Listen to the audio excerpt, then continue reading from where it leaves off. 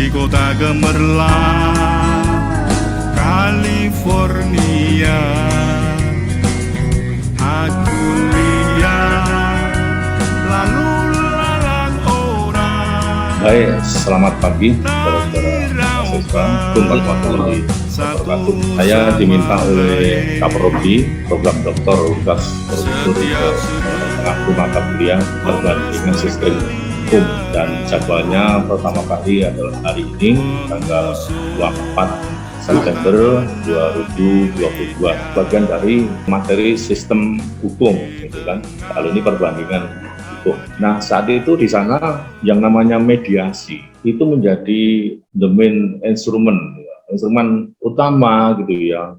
Orang Jepang percaya sekali bahwa semua itu bisa diselesaikan dengan mediasi, mau perdata, mau pidana, mau customary. Kalau sana nggak ada hukum adat, nggak ada. Hukum adat itu hanya Indonesia. Jadi keliru kalau menyamakan customary law dengan hukum adat, itu keliru.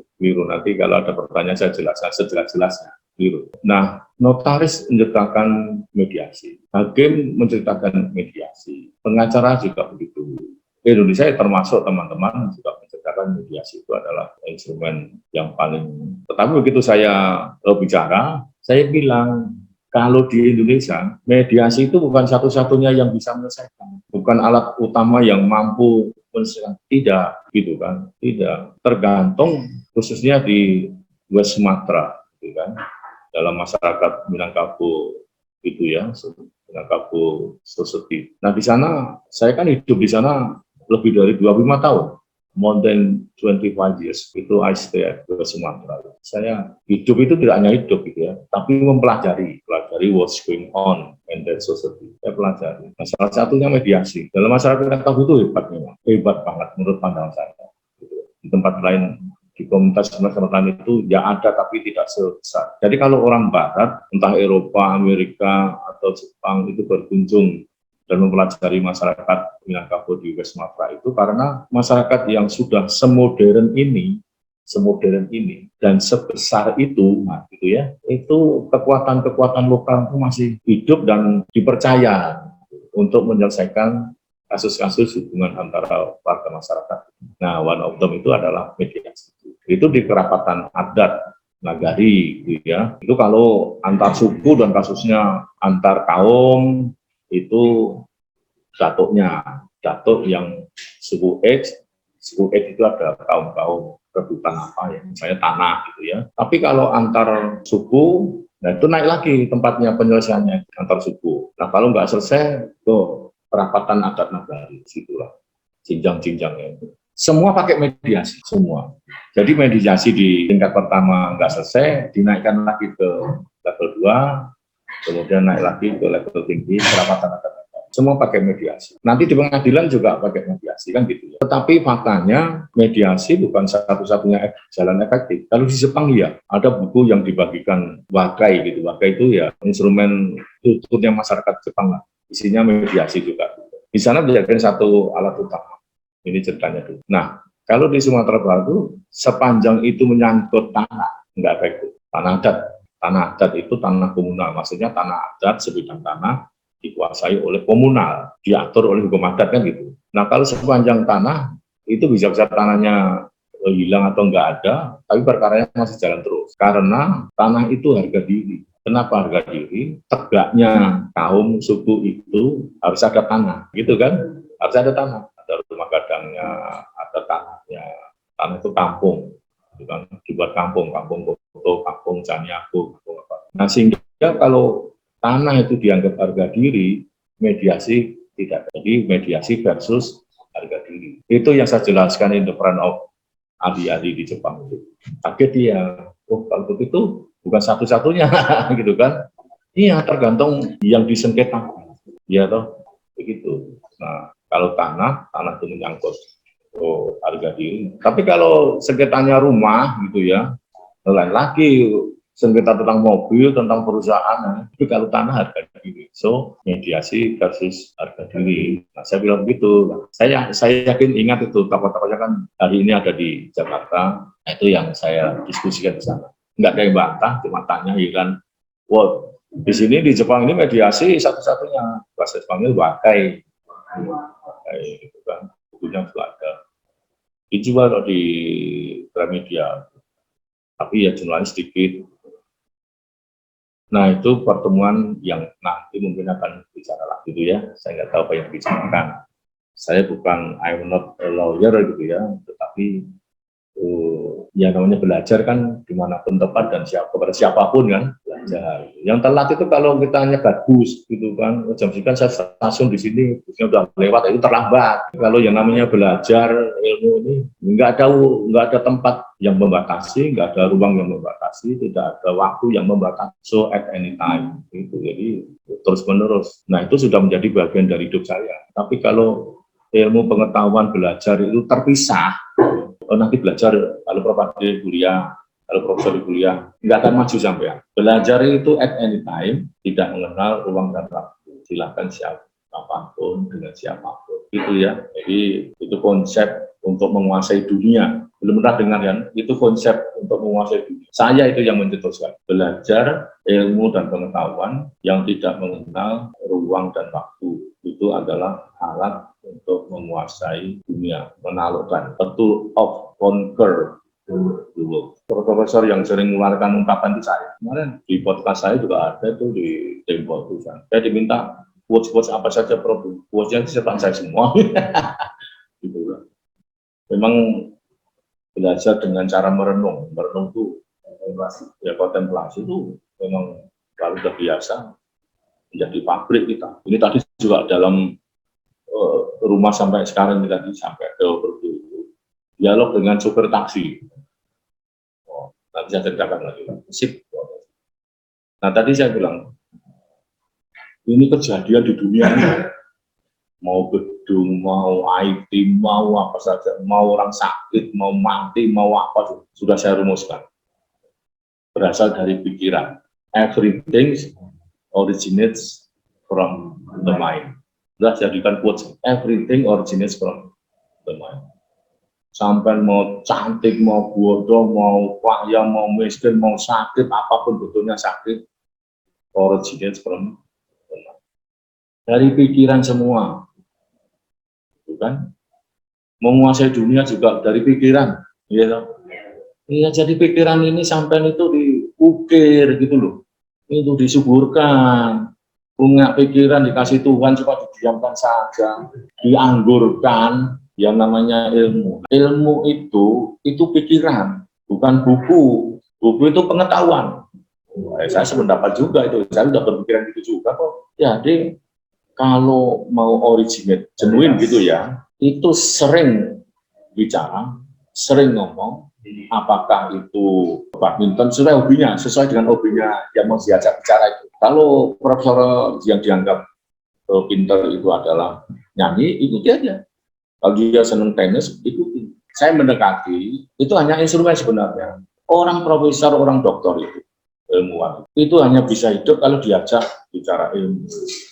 Coba cari buku, saya profesor lain tanya itu, kita enggak antara ilmu dan pengetahuan dan ilmu pengetahuan, kita enggak gitu. Jadi saya mulai dari ini aja ya. Saya mengatakan itu ada dasar filosofinya. Di rumah saya itu, di ruang belajar saya itu, di belakangnya saya itu ada fotonya si Einstein itu. Bukan saya ingin jadi ahli fisika, tetapi konsep dia itu, dan fotonya itu saya beli di Kuala Lumpur malah, bukan di Indonesia. Bukan di pasar Senen, bukan di pasar apa itu ular itu, bukan. Tapi memang dulu di Kuala Lumpur. Maupun saya lihat ada foto tulisannya pengetahuan itu penting, tetapi imajinasi lebih penting. Ingin Inggris kan? Ya, knowledge is important, itu kan? Imagination itu lebih penting. Itu Einstein itu ungkapan. Imajinasi itu lebih penting dari pengetahuan. Oh berarti imajinasi itu beda dengan pengetahuan, ya toh? Bener nggak? Nah, saya mengurai. Gitu. Kemudian waktu urainya nanti ya, waktu saya S3, buku saya menjadi patokan itu. Sampai juga harus begitu. Jangan bukunya apa? Wah, nyantumkan data pustaka ratusan tapi nggak punya sama sekali. Itu aneh itu mahasiswa Borobudur ini. Tapi harus ada buku yang betul-betul mengilhami. Nah, saya punya buku waktu S3 itu, buku tentang Imagine Community. Masyarakat yang dibayangkan. Ketemulah dengan Einstein tingkatannya. Jadi Imagine Community itu tulisan seorang Amerika itu menguraikan ketika Bung Karno membakar semangat rakyat Indonesia melawan Malaysia. Dan yang Malaysia dia ngumpulkan rakyat Indonesia, seluruh Indonesia yang di Jakarta di lapangan Benedict Anderson. Ya, Benedict Anderson. Saya pelajari dulu. Sekarang ada terjemahannya, satu masih bahasa. Nah, ini Haji. Jadi Bung Karno itu begini, tanggal sekian saya akan pidato di lapangan Banteng. Rakyat Indonesia yang Jakarta kumpul. Ya, yang dari Sabang sampai Merauke menunggu hari tertentu, jam tertentu nunggu. Mereka bergerak semua itu tanpa harus ketemu. Ya toh, digerakkan oleh siapa? Oleh janjinya Pak Karno. Saya akan kumpul. Jadi dia sudah berimajinasi, betapa gemparnya nanti, betapa ininya kan gitu. Jadi rakyat Sabang sampai Merauke disatukan oleh semua imajinasi, imagine community. Jadi core-nya adalah imajinasi, sama dengan Einstein. Nah, sekarang di dalam perkuliahan saya bilang saya bisa membedakan atas dasar dua sumber itu. Sumber terpercaya lah, siapa yang nggak tahu Benedict Anderson, siapa yang nggak tahu Bung Karno, gitu kan, siapa yang nggak tahu Einstein, gitu kan.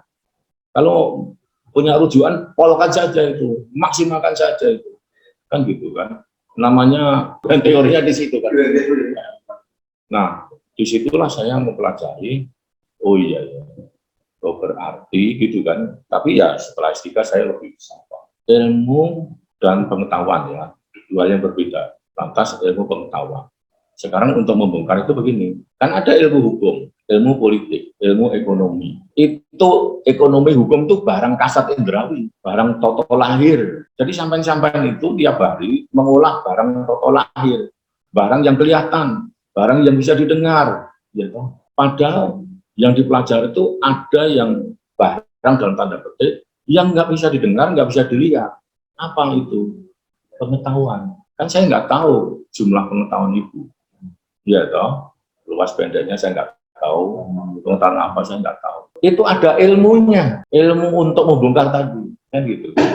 Ya toh, oh berarti ilmu itu imajinasi. Saya membayangkan Ibu tadi ngomong itu di balik itu pasti, nah bayangan saya tuh, that's my image, kan gitu. Namanya, jadi itu namanya ilmu. Kalau pengetahuan itu barang kasat indera.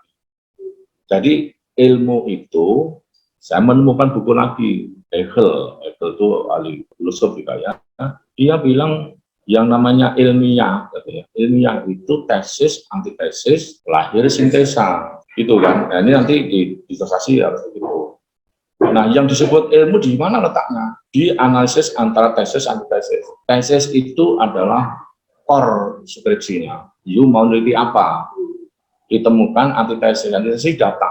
Nah, terus hubungan the main tadi, tesis tadi dengan data itu diolah. Yang ngolah itu namanya ilmu. So, ilmu itu to think. Nah, jadi kalau Einstein bilang imajinasi, itu kan, Benedict Anderson juga imajinasi, saya bilang berpikir. Ilmu itu berpikir. Catat itu, ada Sabtum yang ngomong. Jadi kalau Anda tidak berpikir, tidak berilmu. Yang tidak berpikir itu ya tidak berilmu, tapi berpengetahuan iya. Sekarang kalau saya uji bagaimana untuk menguji berilmu atau tidak, nah, kan gitu. Coba Mbak sampean, namanya siapa Mbak? Iki. Nah, sampean ini apa ini? Handphone ya. Oke, ini apa ini? Handphone. Udah.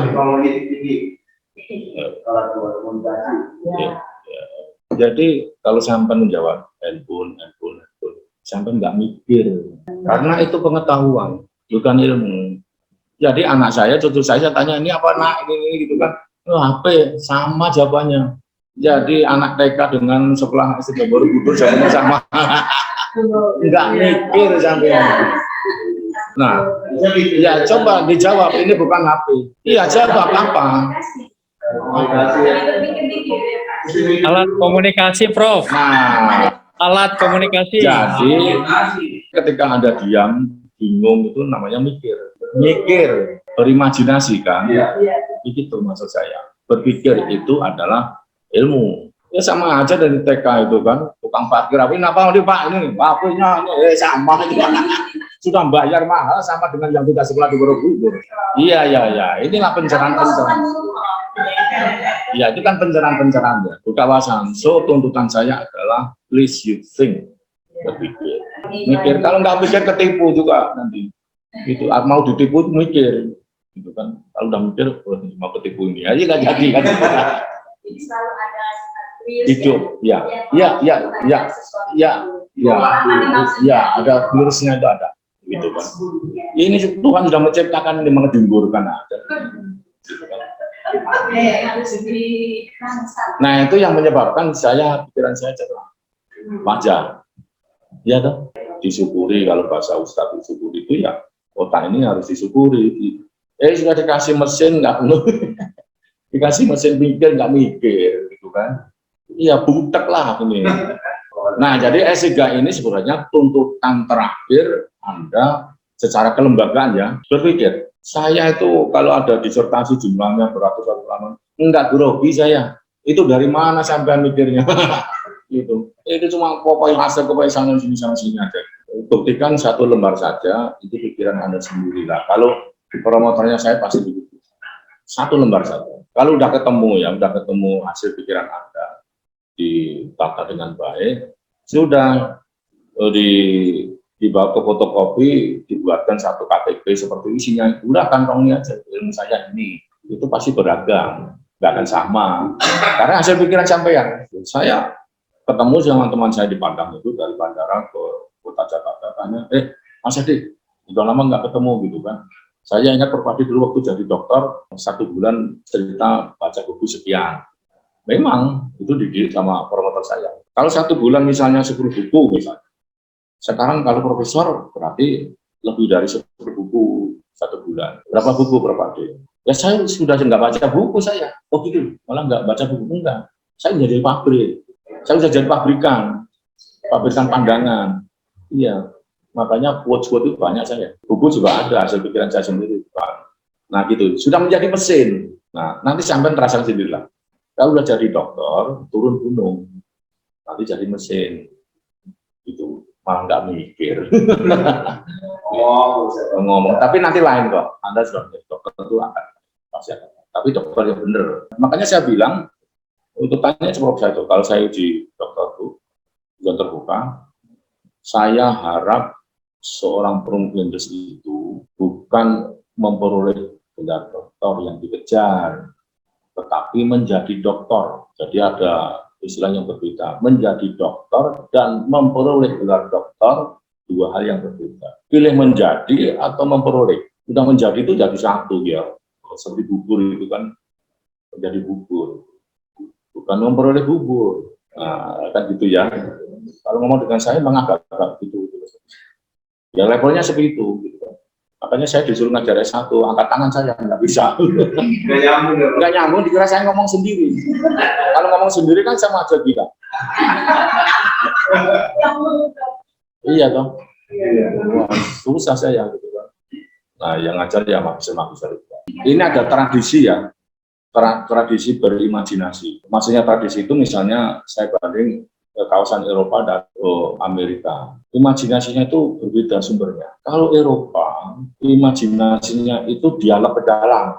Jadi udah menjamkan saja, dia berdialog, udah mimpi dia.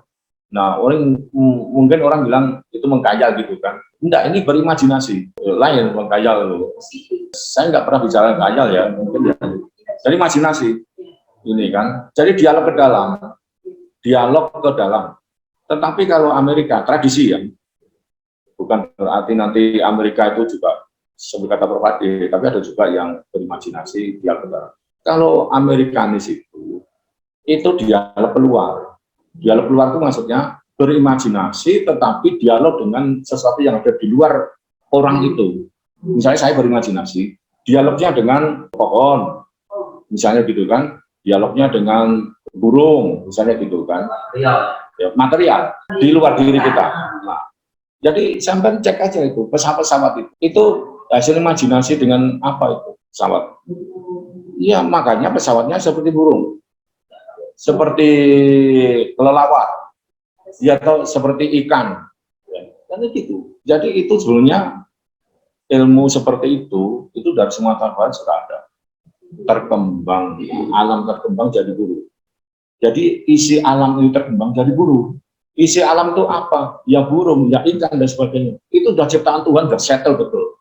Tinggal kita dialog. Saya akan buat pesawat bentuknya seperti itu.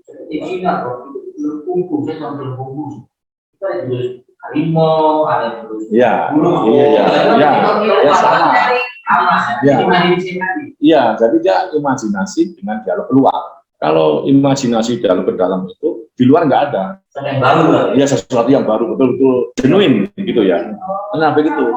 Itu asalnya dari prosesnya itu namanya imajinasi. Kata kuncinya imajinasi ya, dialog ya. Hasil dialog ke dalam.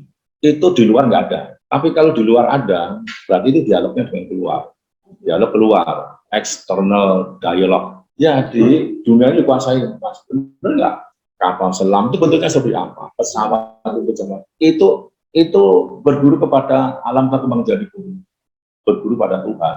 Kata ketoprak, nah itu tradisi Jawa itu ya. Itu ada, kadang-kadang ada nasihat gitu. Kalau mau jadi orang, prihatin, gitu. Prihatin orang ini dikira makan minum kan. Prihatin ini sendiri yang gimana? Jadi prihatin itu struggle bahasanya. Berjuang, sekolah berjuang. Nah, ya sekolah akhirnya. Ini ceritanya panjang jadi di luar konteks ya, tapi pembentukan karakter. Iya, semangat itu. Jadi hidup itu semangat lah pokoknya. Itu banyak ada kuncinya semangat. Bagaimana ya jalan keluarnya itu ke sekolah? Kata ketoprak itu masalah biaya itu belakangan. Nyatanya begitu saya sekolah, biaya juga kocar kacir kan. Kita diterima, tapi disuruh bayar kocar kacir. Oh sudah berbagai jalan saya minta sana, minta sini, gitu ya. Ini baterai loh, Mas. Tetapi dengan upaya minta sana, minta sini, cerita sana, cerita sini. Orang ada yang iba juga. Tapi iba kan hanya sesaat. Ini bertahun-tahun. Ibadah mati kan, ibadah biaya. Oke, nanti akan saya ceritakan ya. Ini saya sudah mulai tersentuh. Karena menyinggung ini materialnya struggle life-nya itu kan. Nah, yang agak konteks itu imajinasi. Makanya saya bilang D3 ini adalah the last step, tangga ya, upstairs gitu ya, tangga yang terakhir gitu ya. Manfaatkan situasi itu, jangan dibuang aja. Jadi 300 halaman saya enggak akan, tapi what's new idea gitu ya, ide barunya apa? Ada ilmiah toh, berpikir to think. Itu tadi di dalam konteks sistem hukum ya, sistem. Kalau Eropa, walaupun Inggris itu bukan Eropa, bukan, walaupun di atasnya Eropa daratan kan, memang sumbernya itu dari sana itu, dua tempat itu, daratan Eropa dan kepulauan kecil di Inggris itu. Inggris saja kan kerajaan, ada 4, bendera Inggris itu kan ada 4 itu. Itu yang menguasai dunia sistem itu. Kalau Inggris, itu karena kerajaan 4 itu kuat, kasus-kasus hukum di sana itu diselesaikan menurut hukumnya kerajaan setempat. Jadi induktif pendekatannya dari bawah, gitu ya. Nah kalau Eropa mulai dari Yunani sampai yang akhir-akhir Belanda itu, hukum itu dikodifikasi, dirumuskan dulu, pendekatannya deduktif, ya toh. Nah dengan perubahan-perubahan sesuai dengan kondisinya, sampailah ke Belanda.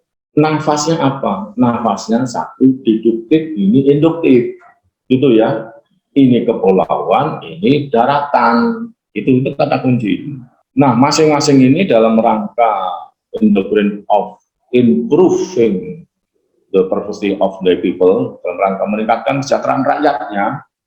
Kan sumber daya alam di kampungnya sendiri, di daerahnya sendiri sudah nggak ada, maka nyarilah tempat-tempat daerah taklukan gitu ya, daerah taklukan. Inggris itu besar, kaya, intelektual gitu ya. Belanda bergerak ke cerita ringkasnya ke Hindia Belanda, ke Indonesia kan gitu ya. Inggris sudah kemana-mana itu, gitu kan, ke Amerika, ke Australia, ke Kanada, ke Filipina, ke Malaysia, ke India, Indonesia, Belanda. Cuma catatan saya, karena orientasinya itu adalah dagang sebenarnya, meningkatkan kemampuan ekonomi masing-masing, tidak di bawah sistem hukumnya. Jadi awalnya memang untuk meningkatkan kesejahteraan rakyatnya masing-masing kan gitu. Nah, ketika kaum pedagang, kaum menaklukkan daerah-daerah ekonomi itu keterusan karena banyak. Ternyata di Indonesia banyak sekali. Iya, wah, itu rezeki nomplok kayak gitu kan. Ya, ini juga begitu, Inggris itu.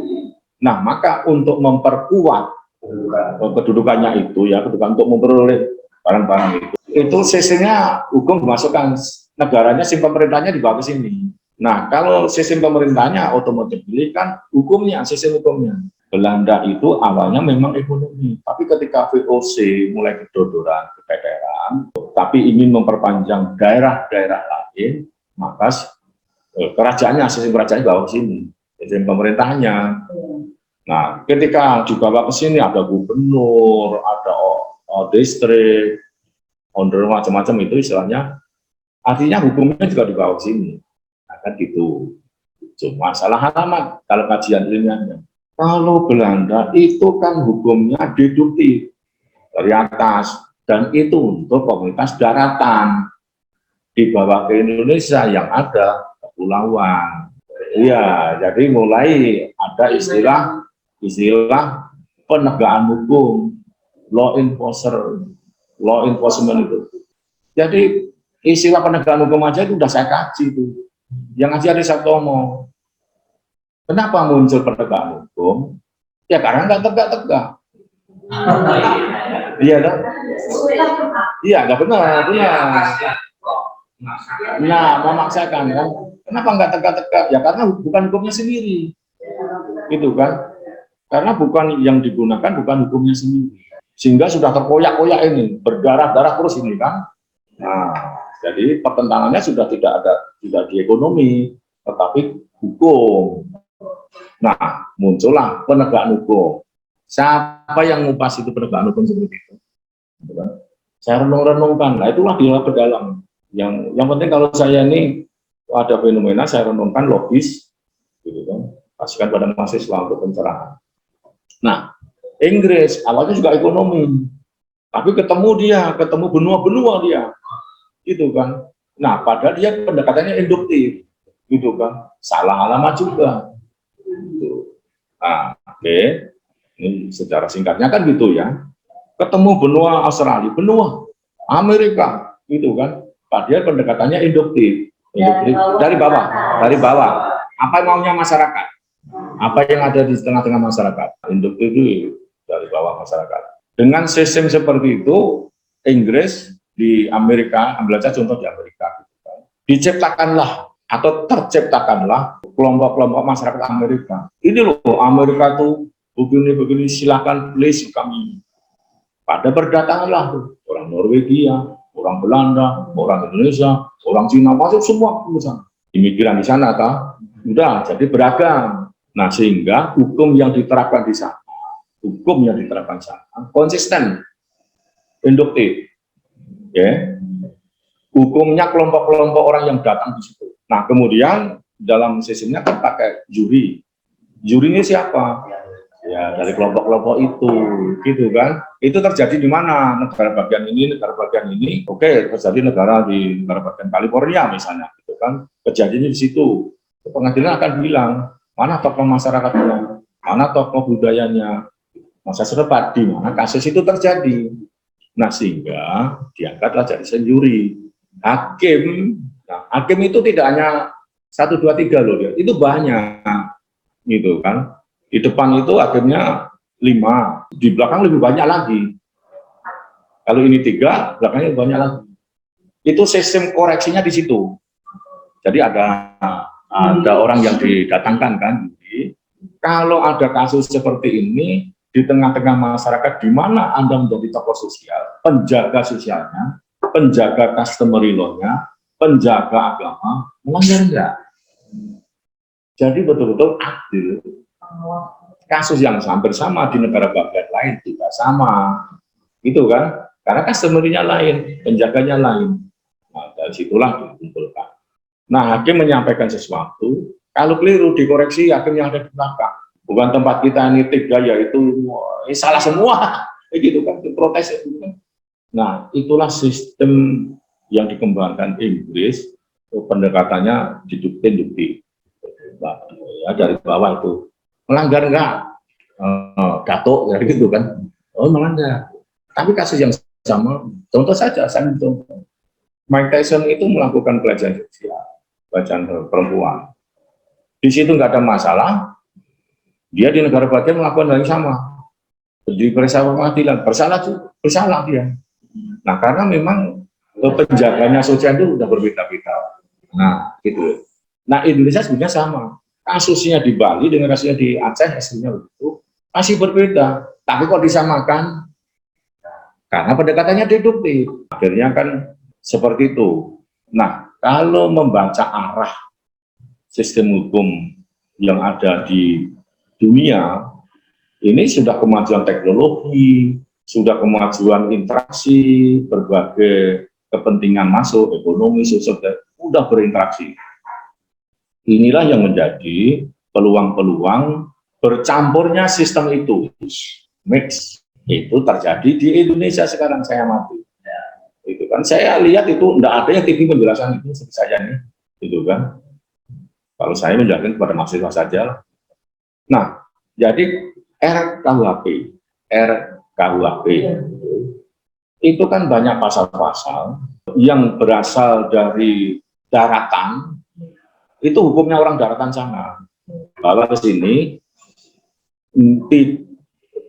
sebagian gitu ya, itu tidak mampu menyelesaikan masalah yang ada di lapangan.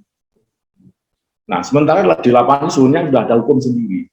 Nah, di RKUHP itu hukum yang ada di lapangan itu dicoba dimasukkan ke pasal tambahan. Nah, berarti KUHP itu sebuah lapangan bertarungnya antara paham common law dan paham civil law. Orang nggak tahu RKUHP yang dibangun sekarang ini sebenarnya itu Pancasila. Pancasila itu based on the Indonesian culture, gitu ya. Pancasila itu kan perenungan kultural Indonesia itu ya, sampai oke gitu kan. Jadi Indonesia itu sebenarnya merupakan saya. Kalau lu ngeklaim bilang gitu kan, Indonesia itu ya otomatis Pancasila. Kalau Pancasila ya Indonesia kan gitu. Teknisnya, bahasa teknisnya kan ada di KUHP itu. Nah, perbaikan KUHP itu menurut pandangan saya, beberapa di antaranya ya, saya belum ngaji semua, itu Indonesia banget, gitu ya. Nah, yang baru diusulkan itu. Jadi orang-orang yang diberi tugas untuk usul itu harus paham betul, gitu ya. Ini apa sih kok muncul ini gitu kan? Itu dalam rangka beri Indonesia, diberi karakter of Indonesia, gitu ya. Contoh, nah ini tadi kan sudah ditutupkan. Saya diwawancarai, nanti saya share ya, oleh Pancasila TV Pancasila atau Pancasila TV, saya lupa. Ada sekarang kan ada TV mainstream kan ada. TV mainstream itu kan orientasinya ekonomi. Ya, atau yang mainstream itu loh, gitu kan. Yang sering sampai lihat itu. Nah, ada TV yang betul-betul idealis, gitu kan. Nah, saya sudah diwawancarai TV punya BIN. Kalau sampai bilang, oh ada ya BIN TV itu, ya dia tidak menempatkan diri sebagai mainstream. Itu baru itu. Saya diwawancarai terkait dengan RUKUHP. Itu dibilang berpanding, ini terjadi pandangan pro kontra terkait dengan pasal penghinaan pada presiden dan wakil presiden. Nah, kata di lapangan itu yang anti itu, ini anti demokrasi, rusak demokrasi atau menurunkan demokrasi, akhirnya kayak gitu ya. Nah, kalau saya punya pandangan sama dengan orang-orang itu kan ya bukan anti Sabtono.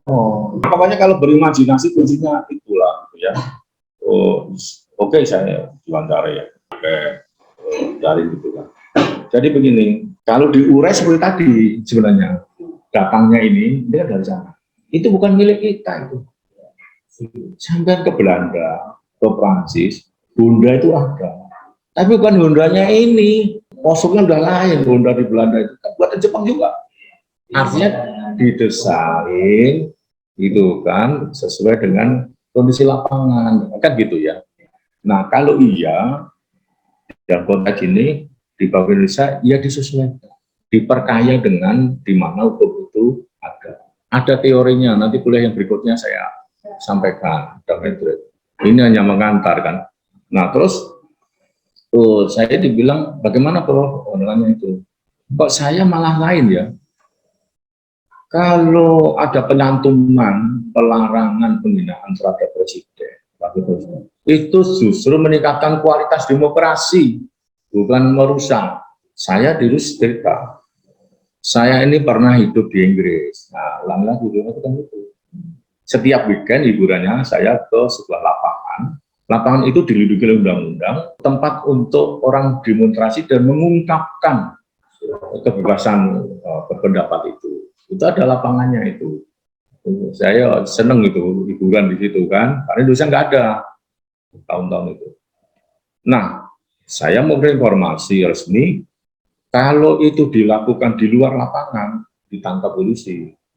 Artinya, ya silahkan Anda berkhayal, gitu kan, mau ngomong apa gitu saja, tempatnya di situ. Nah, pada saat itu yang saya lihat adalah ini, ya saya adalah Margaret Thatcher sendiri. Satu pennya Ibu Margaret Thatcher.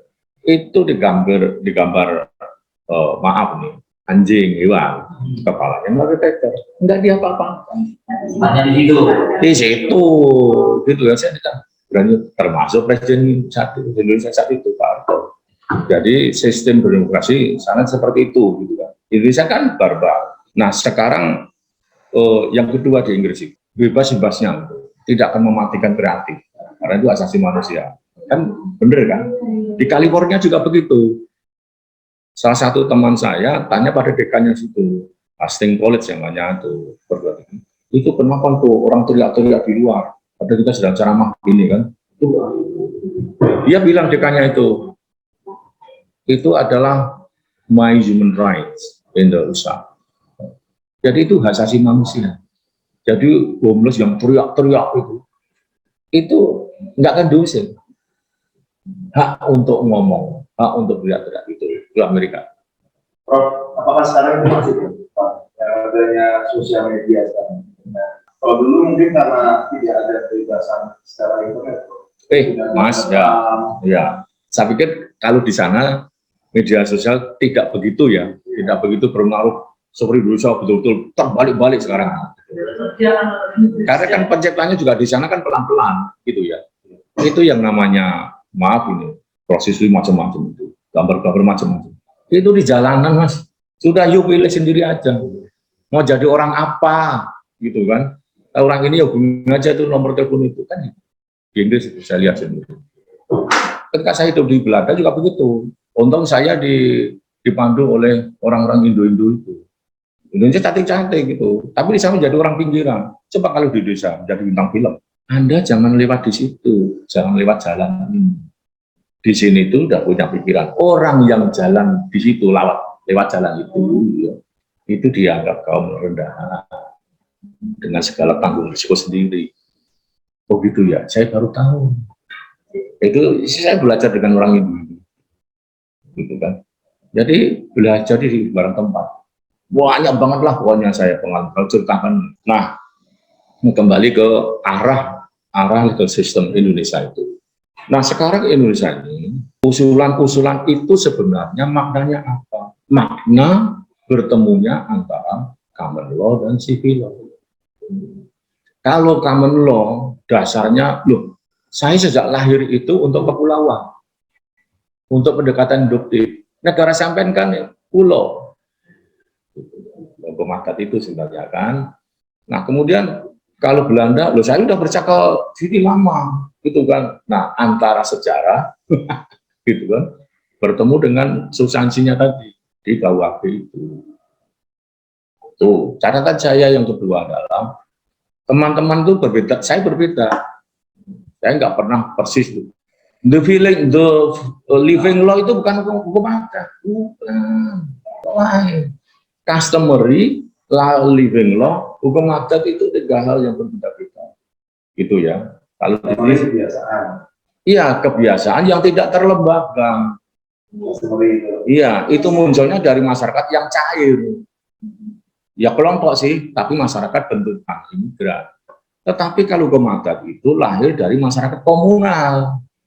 Sudah taken for granted. Itu kalau tanya orang Dayak, orang Papua, orang itu berasal dari mana itu? Dari imigran? Enggak, sudah taken for granted. Menciptakan aturan setempat, hukum adat, gitu ya. Customary kan itu dibentuk oleh orang-orang pendatang. Karena awalnya kosong Amerika itu, orang India. Nah, begitu. Iya, orang India. Sebenarnya India yang punya hukum adat itu punya India, enggak gitu kan. Jadi sumbernya berbeda, sama-sama beragam, pluralisme, sana juga pluralisme. Indonesia pluralismenya itu taken for granted, ciptaan Tuhan. Kalau sana itu karena bentukan proses. Nah, sekarang Amerika, common law sudah agak lumayan, ada kelompok-kelompok gitu. Tapi yang dikehendaki adalah sebenarnya seperti Indonesia dulu. Seperti Inggris kan kerajaan ini. Datanglah ke Indonesia, ada kerajaan-kerajaan, ada pulau-pulau. Itu maksudnya datanglah bertempur di RKUHP. Nah, sekarang di living law. Nah, customary law sudah jelas ya, customary dan hukum adat. Nah, living law itu gini, saya orang Jawa ini, menikah, kan ada hukum adatnya. Oke, ya toh, saya warisan, ada hukum adatnya, tapi tidak menggunakan hukum adat. Apalagi customary law nggak ada. Nah, jadi begini, misalnya gitu kan, bukan misalnya, contoh aja lah, saya mau menikah dengan istri saya. Kan tadi sudah ceritakan saya orang miskin.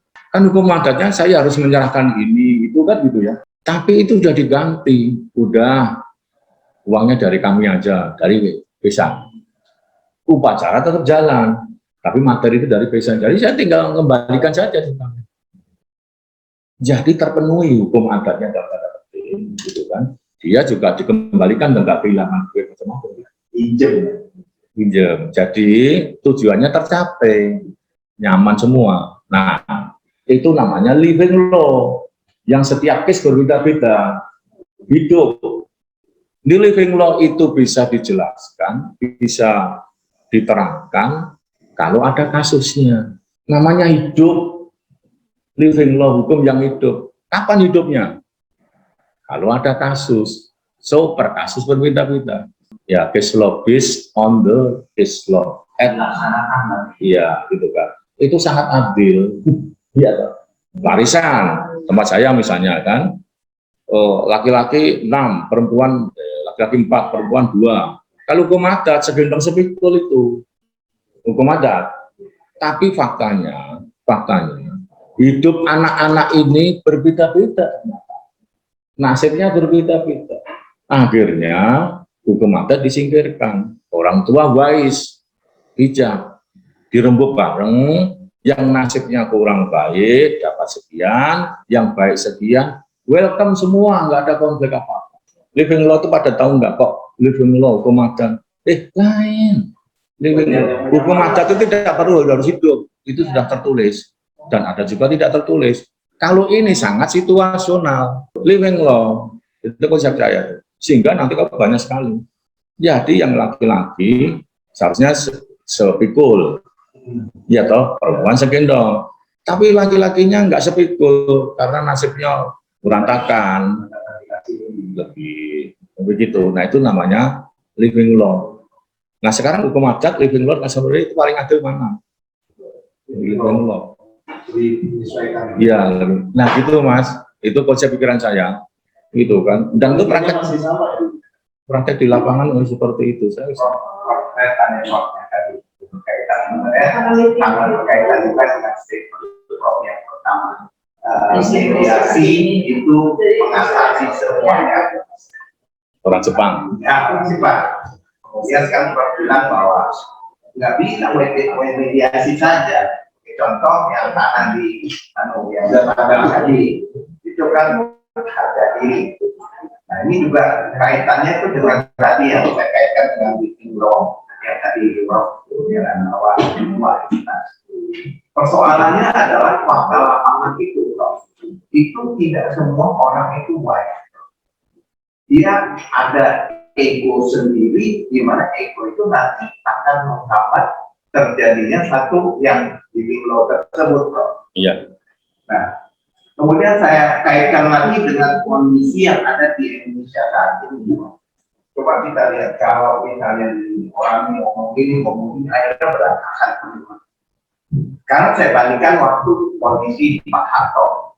Pak Harto memang dari Ukraina, tapi Harto pada saat zamannya dia itu semua tertata, pokoknya kata saya ini semua ikut.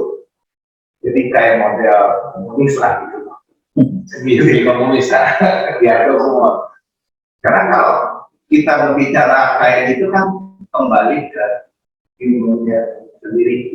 Iya. Indonesia sendiri.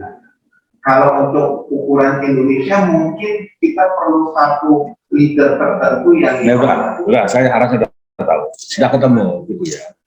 Jadi memang mediasi itu dibutuhkan ketokohan seseorang. Itu. Jadi mediasi itu forumnya, tapi harus ada yang mimpin.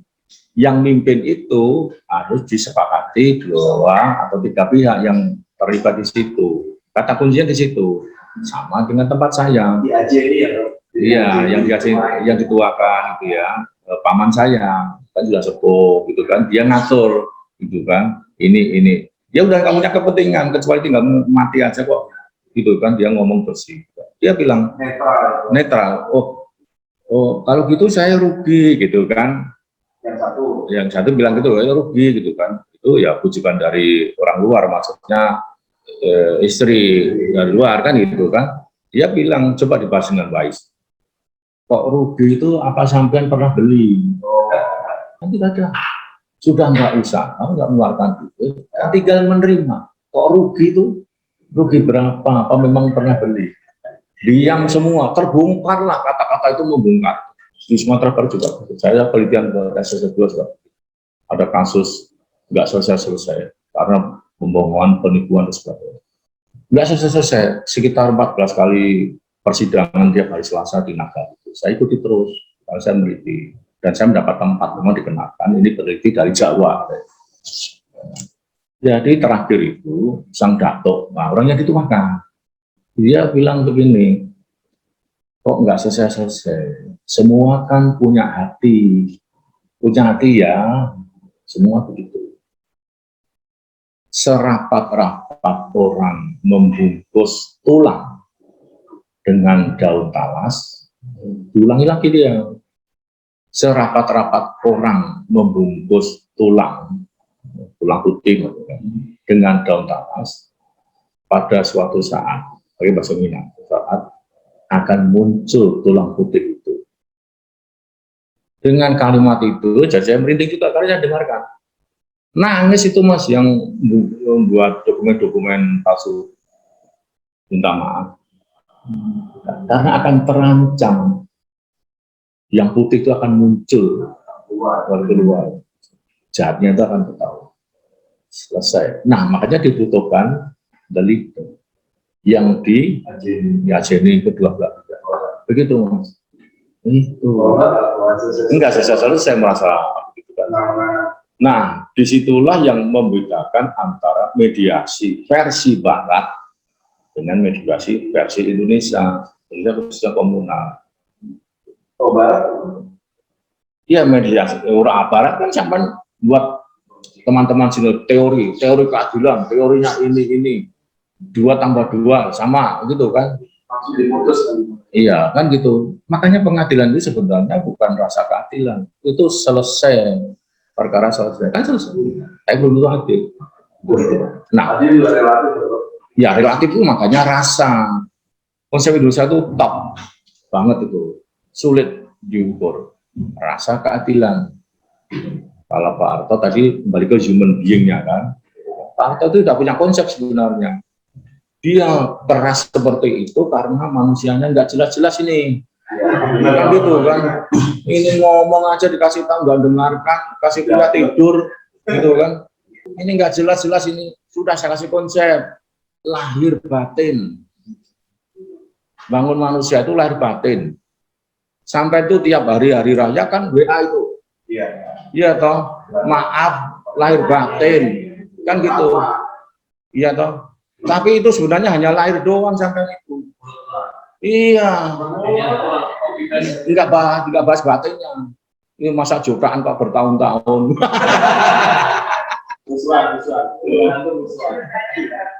Kebetulan saya mengajar di masalah pidana ya. Nah di sini kadang-kadang ada satu pertanyaan dari standar S1. Kalau tadi dikaitkan dengan kekurangan adik, di sini itu kan apa sih KUHP itu kan dari Belanda. Kalau RKUHP itu adalah percampuran Rencana ya. Ya rencana. Tapi untuk rencana ini hanya rencana saja kok. Itu masih apa kendalanya seperti itu karena pertanyaan dari mana? Kendalanya adalah nggak ikut kuliah dengan Parwati Saptomo. Karena begini ya, sarjana hukum yang sudah produk itu, yang sedang megang tampuk itu, tampuk kekuasaan dunia, persilatan, nah, itu kan, itu mata kuliahnya kurang. Bagaimana solusinya? Pertanyaan dari mahasiswa. Ya kuliah lagi, suruh kuliah lagi aja gitu kan. Kalau nggak kuliah ya belajar tadi, imajinasi dong. Jangan mempertahankan kekuasaan. Karena teman-teman ini sambil guyon ya nih ya. Teman-teman itu kan mempertahankan kekuasaan kerajaannya itu. Pasal-pasalnya kalau dirubah saya nggak apa lagi nanti. Yang apa yang udah, yang senior itu. Iya kan? Ya, itu kalau dirubah kacau juga ini. Nah sementara yang bersuara ini junior ini. Iya mudah-mudahan nanti akan terjadi perubahan besar-besaran nanti. Coba lihat aja, akan terjadi perubahan besar-besaran, gitu kan? Karena itu berubah, yang mengusulkan anak-anak muda sekarang itu akan memegang tampuk lagi, era sendiri, dekade sendiri. Itu nanti juga akan mempertahankan perubahan. Nggak ada perubahan, nggak bisa gitu kan? Nah, gitu. Itu sama sebenarnya ini pertarungan antara dua generasi, satu yang hukum positif, Strafrecht, gitu kan? Yang satu lagi Strafrecht plus Indonesian Character, itu kan? Yang Indonesian Character ini kalau dicari-cari alasannya, basis historikalnya juga ada, itu dari common law, cocok kan gitu. Ini tambahan aja ya. Sebenarnya if you talk about Indonesia, please based on the Indonesian culture. Kalau Anda bicara KUHP Indonesia, pakai Indonesia, please you talk about Indonesian culture. Maka teori saya, hukum yang baik, nanti saya terangkan, hukum yang baik adalah tidak terlepas dari faktor sosial budaya, di mana hukum itu diberlakukan. Prof, saya mau Prof, saya coba Prof, profesi dosen. Prof, saya mau tanya ini Prof, mengenai customary law sama living law. Saya kalau ngajar terjebak ke living law itu bagian atau sama dengan hukum adat. Nah, tadi ini saya senang mendapat penjelasan bahwa living law itu bagian dari kebiasaan. Dengan contoh misalkan terjadi proses pembagian waris begitu ya. Lalu si ayah karena melihat salah satu saudara putranya itu berpenghasilan kurang maka membagi lebih, yang lain welcome. Nah, ini menarik Prof. Apakah living law itu tercipta karena situasi kondisional yang artinya sudah bisa melepaskan diri dari kebiasaan adat, Bro? Karena kalau di Minang atau di Madura atau di Jawa sendiri pembagian waris bisa jadi menganut kepada adat selain hukum Islam. Ini mohon pencerahan, Prof. Apakah yang dimaksud dengan living law secara situasional itu, Prof? Mohon penjelasan, Prof. Makasih, Prof. Baik, Mas Joko Cahyono ya. Kalau saya itu punya karakter ya, kalau saya ngomong sama dengan orang lain itu rasanya bukan ada Saptomo. Itu saya mikir. Karena apa? Nah, ini basisnya. Saya ini Mas, belajar hukum itu tidak hukum positif saja. Hukum positif khusus hanya S1. Kemudian saya pindah ilmu lain yang mempelajari hukum. Saya belajar, pindah, saya S2 saya di fisik. Antropologi hukum. Malah sampai ke Belanda antropologi hukum. Jadi di hukum itu dilihat dari kacamata ilmu sosial, antropologi. Oke, ya toh. Tadi hukum yang S1 tadi, hukum dilihat dari ilmu hukum. Nah, S3 saya, hukum dilihat dari ilmu budaya. Jadi budaya hukum, antropologi hukum, ilmu hukum. Ya, gitu ya. Nah, masing-masing ini punya teori konsep dalam melihat hukum. Kalau ilmu hukum yang dibilang Hans Kelsen itu hukum murni itu yang dimaksud adalah undang-undang ciptaan sebuah sistem dalam sebuah negara. Ya toh, kalau Indonesia eksekutif dan legislatif. Kalau antropologi hukum itu tidak hanya hukum positif, yang penting hukum itu diterima oleh masyarakat. Sehingga ada hukum negara yang diterima oleh masyarakat, itu masuk kajian antropologi hukum. Kemudian hukum adat termasuk kajian antropologi hukum. Hukum yang sifatnya tidak terlembaga, gitu ya, itu juga hukum. Jadi ada 3 kategori di Indonesia. Jadi hukum positif, hukum adat, dan hukum yang hidup dalam masyarakat. Nah, S3-nya saya itu adalah budaya. Budaya itu bukan budaya material, tari-tarian, reok-reokan, itu bukan. Budaya itu pengetahuan. Budi dan daya. Budi itu akal pikiran. Daya itu kekuatan. Jadi kekuatan berpikir. Maka tadi saya sampaikan, ilmu itu berpikir. Kan gitu ya. Jadi itu ilmu S3 tadi. Nah, sekarang The Living Law tadi ditegaskan, saya punya pandangan berbeda dengan teman-teman yang mengatakan memindah saja konsep The Living Law from Amerika to Indonesia.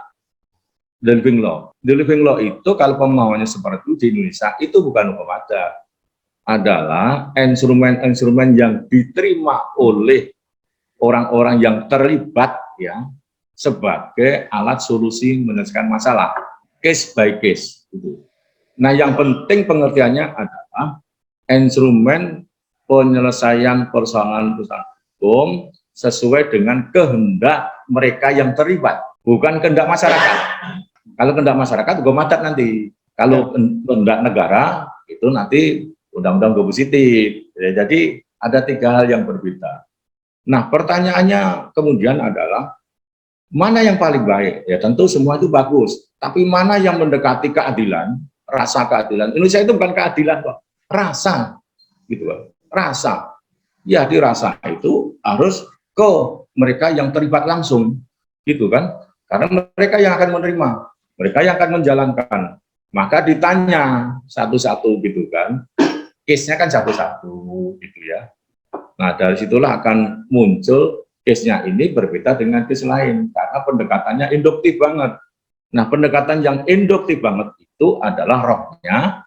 Kalau dibanding dari luar, itu dari Inggris. Dari common law. Kan gitu ya.